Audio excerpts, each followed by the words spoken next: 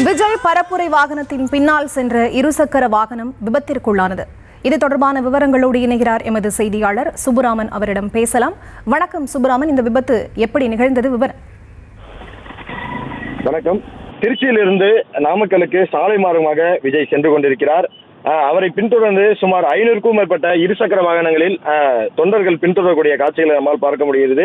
குறிப்பாக இருசக்கர வாகனத்தில் யாரும் பரப்புரை வாகனத்தை பின்தொடர வேண்டாம் என்று தமிழக வெற்றி கழகத்தின் சார்பாக ஏற்கனவே அறிவுறுத்தல் கொடுக்கப்பட்டிருந்தது. இருந்தாலும் விஜயை பார்க்க வேண்டும் என்ற ஒரு ஆவலில் பொதுமக்கள் சிலர் தங்களுடைய குழந்தைகளோடு அந்த இருசக்கர வாகனத்தில் வரக்கூடிய காட்சிகள் நம்மளால் பார்க்க முடிகிறது. குறிப்பாக தொண்டர்கள் தன்னுடைய குழந்தைகளை அனைத்தையும் 2-3 குழந்தைகளை கூட இந்த இருசக்கர வாகனத்தில் ஏற்றிக்கொண்டு விஜயை பார்க்க வேண்டும் என்ற ஒரு ஆவலோடு வருகிறார்கள். அப்படி வரக்கூடிய நிலையில் விஜயுடைய பிரச்சார வாகனத்தை பின்தொடர்ந்து வந்த ஒரு இருசக்கர வாகனம் சாலையின் ஓரத்தில் ஒரு பைக் மீது மோதி விபத்துக்குள்ளானது.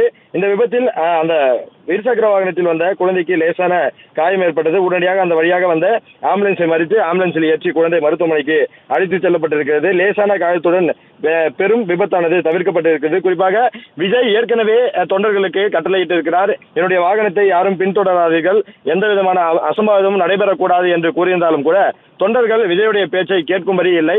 அவரை பின்தொடர்ந்து வருகிறார்கள்.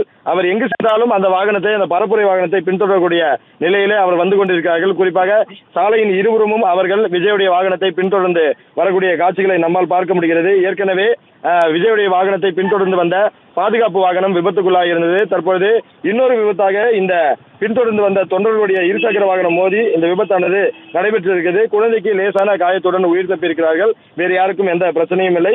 உடனடியாக அந்த வழியாக வந்த ஆம்புலன்ஸ் ஏற்றி தற்போது மருத்துவமனைக்கு அழைத்து செல்லப்பட்டிருக்கிறது. தற்போதைய விவரங்களுக்கு நன்றி சுப்புராமன்.